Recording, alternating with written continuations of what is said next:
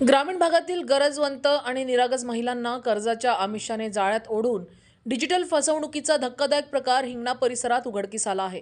चंद्रशेखर नानाजी चिकराम नामक भामट्यानं बचत गटाच्या नावाखाली महिलांचा विश्वास संपादन करत ऑनलाईन कर्ज उचलून थेट रक्कम लंपास केल्यानं परिसरात खळबळ उडाली आहे। भामट्या चंद्रशेखर चिकराम याने गावातील आर्थिक अडचणीत असलेल्या महिलांना प्रत्येकी 50,000 रुपयांचे कर्ज मिळवून देतो असे आमिष दाखवले। त्यासाठी आधी 7 महिलांचा समूह तयार करण्यास सांगितले।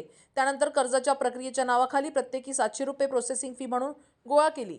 त्यानंतर महिलांचा संपूर्ण विश्वास संपादन करत त्या भामट्यानं महिलांचे मोबाईल स्वतः हाताळले। यावेळी 3 महिलांचे सिबिल स्कोर चांगले असल्याची खोटी बतावणी करत त्यांच्या मोबाईलवरून रिंग ॲपच्या माध्यमातून ऑनलाईन कर्ज घेतले। या प्रकरणात एका महिलेच्या बँक खात्यात 25,752 रुपये जमा झाले। मात्र हे पैसे महिलांना न देता मी माझ्या खात्यातूनच पैसे टाकले आहेत असे सांगून त्याच भामट्यानं ते पैसे परत स्वतःच्या खात्यात वळवून घेतले। असाच प्रकार इतर महिलांच्या बाबतीतही घडला। तब्बल महिनाभर महिलांना आश्वासनाच्या जाळ्यात झुलवत ठेवण्यात आले। दरम्यान अचानक कर्जांच्या हप्त्यांचे संदेश महिलांच्या मोबाईलवर धडकू लागले। तेव्हा महिलांना आपण मोठ्या फसवणुकीचे बळी ठरल्याचे लक्षात आले। संतप्त झालेल्या महिलांनी तत्काळ पोलीस स्टेशन तसेच पोलीस अधीक्षक कार्यालयात धाव घेऊन लेखी तक्रार दाखल केली आहे। या घटनेमुळे हिंगणीसह परिसरात प्रचंड संताप व्यक्त होत असून डिजिटल कर्ज ॲप्सचा गैरवापर करून महिलांना फसवणाऱ्या भामट्यांवर कठोर कारवाईची मागणी होत आहे। ग्रामीण भागातील महिलांनी अशा भामट्यांपासून वेळीच सावध राहावे।